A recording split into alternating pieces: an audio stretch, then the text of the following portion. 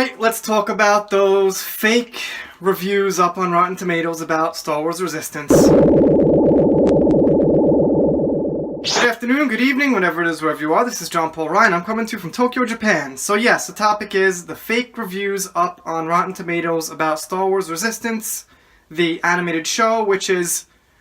I haven't actually seen it, but just from the way it looks, what I've heard from people who have seen it, who feel the same way about me about Star Wars, have just said, it's kind of terrible, and you could tell it's terrible by the look and the feel of it, and what the fans want today, and even the fans who liked The Last Jedi and The Force Awakens, I gotta tend to think that's not really what they want to see in an animated series for Star Wars. So when I first heard this news, maybe like a few people, I jumped like, oh, Disney, Lucasfilms is putting up these fake reviews, but the thing is, I don't think it was Disney.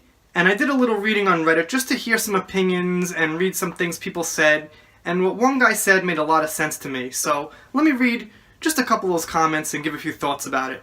This is the comment, the first one, about it not being Disney. Names are kept private. I'm not buying that these reviews are bought by Disney. Come on. Meaning some people thought Disney bought the reviews or paid for them. If you're going to buy reviews, you want them to look realistic.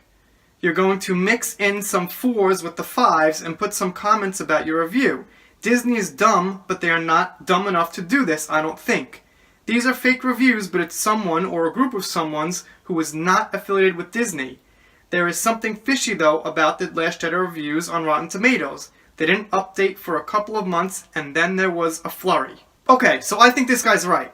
If Disney was going to make fake reviews, or Lucasfilms, or somebody in the industry, even, an associated company with a bunch of shills and stuff, they'd probably make them look a lot better than that. So I'm going to have to agree that it probably wasn't Disney to put them up. However, this next comment I read also got me thinking something. You know what all this means, right? We are winning. Disney is getting worried and is resorting to these kind of tactics to steer public opinion. Of course, this will backfire and make them lose even more support. So I suppose this guy here maybe thinks it is Disney, which, like I just went through, I don't. But the fact is, someone is scared. It doesn't really matter if Disney is scared, but that means someone on the other side who likes the Disney franchise is obviously scared.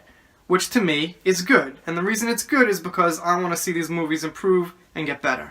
Now let's get into a little bit what this means. Like, what does it do? Is everybody stupid? Is everybody who reads that Rotten Tomatoes gonna be like, oh, this really got reviews? No. But how many people are? And this next poster gets into that, it will possibly trick some people. It's hard for us to imagine from here because we follow this stuff and we're not buying it 1%, but there are probably people out there who might buy it. Honestly, I think this stuff is somewhat effective. Otherwise, they probably wouldn't do it. It may not retain people if they hate it, but it will probably increase the number of folks willing to give it a shot if they're casually looking into it. But yet, it's another kids show in a sea of Star Wars kids content, and it looks like it's aiming at an even younger demographic this time, so I probably would have never checked it out even if it was great.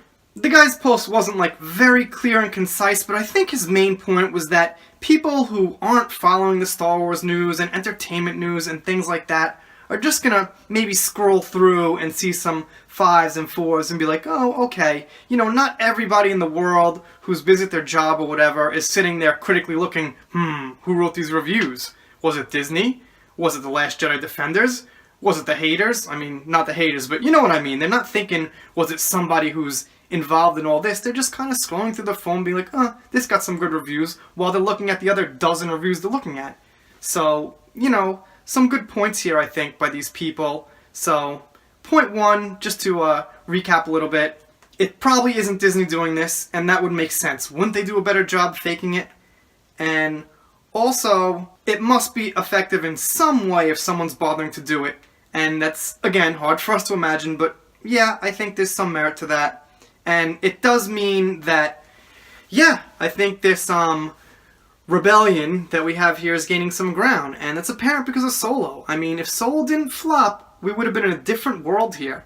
If Solo did 7 or 8 or 900 or something acceptable, then I think we'd be in a different boat. And Disney would probably just move full Force without even trying to kind of do this kind of damage control or try to have promises of Luke and Lando. They might just, go full steam ahead with the stuff they're doing. So that's about all I got on this. You guys let me know in the comments, what do you think of this fake Resistance review thing? Who did it? Whatever you think. Community's growing little by little. Consider subscribing. I do shout outs, special thanks. And I will see you next time.